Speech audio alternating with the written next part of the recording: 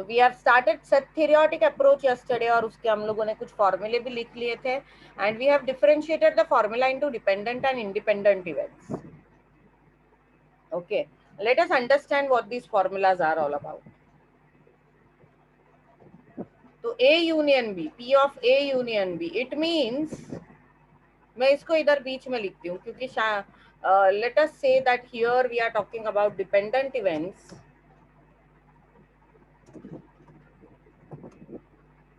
and here I'm talking about independent events.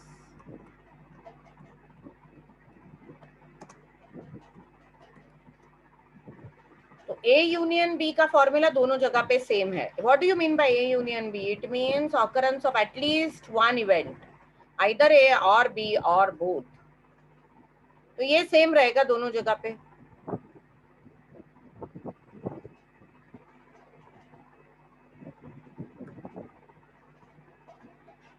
लेकिन सिर्फ independent event में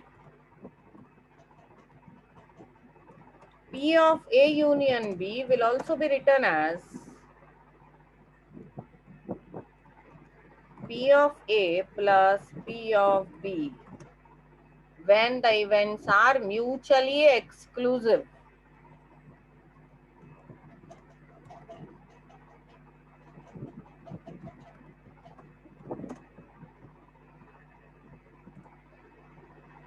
In dependent event, you cannot do anything like this because dependent events are never mutually exclusive.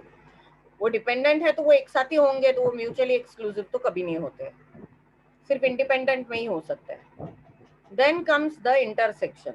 अब intersection का formula तो dependent में है ही नहीं, तो हम लोग उसको ऐसे करते हैं, P of A plus P of B minus P of A union B.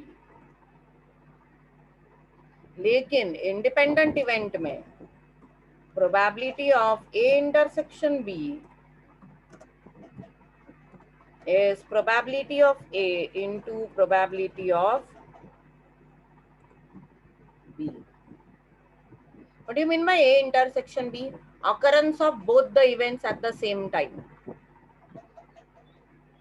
अगर ये यहाँ पे probability A intersection B जो है वो अगर 0 हो गया तो the events are mutually exclusive. अब occurrence of only A, that is occurrence of A and non-occurrence of B, and it is given as probability of A minus probability of A intersection B, क्योंकि A intersection B तो dependent में हमेशा ही रहेगा. लेकिन independent events में occurrence of only A is given as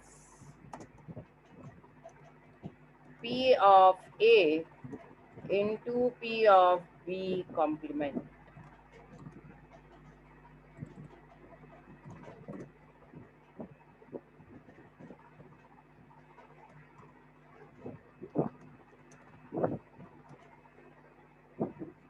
Now occurrence of only B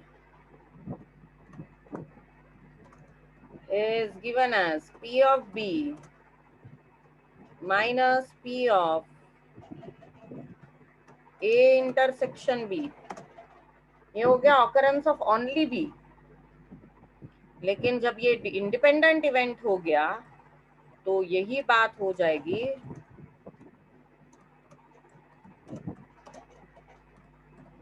A has not occurred into B has occurred. Non-occurrence of both the events.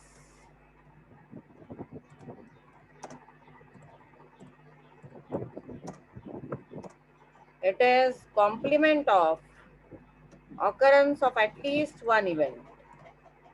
एक तो हो जाए, उसका उल्टा क्या है, दोनों भी ना हो. लेकिन इंडिपेंडेंट में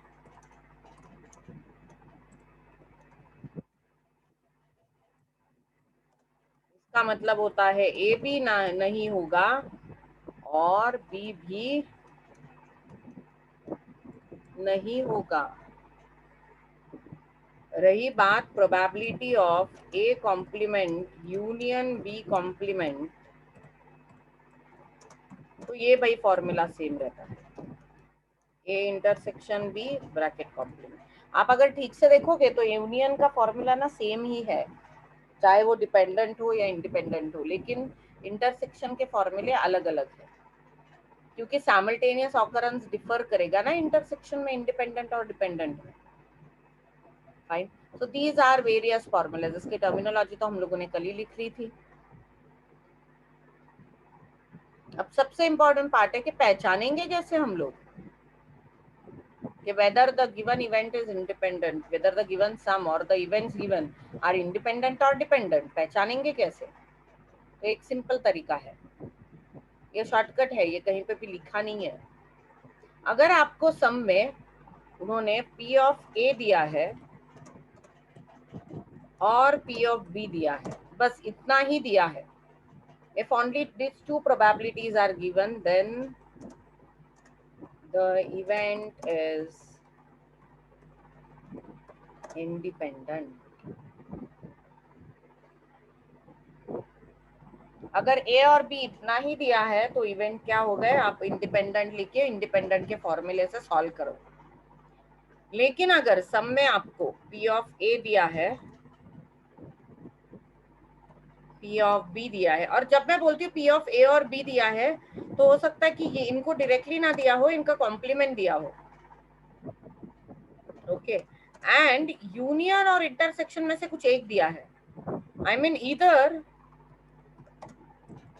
P of a union b is given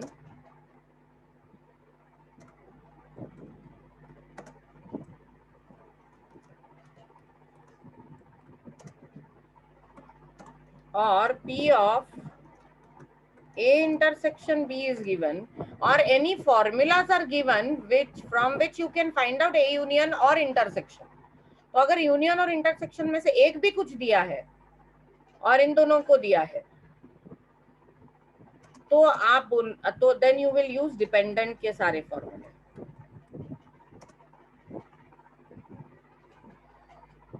So very simple. If in the sum they have only given you P of A and P of B, or they might give you P of A and P of B complement, or they might give you A complement and B, or they might give you complement of both.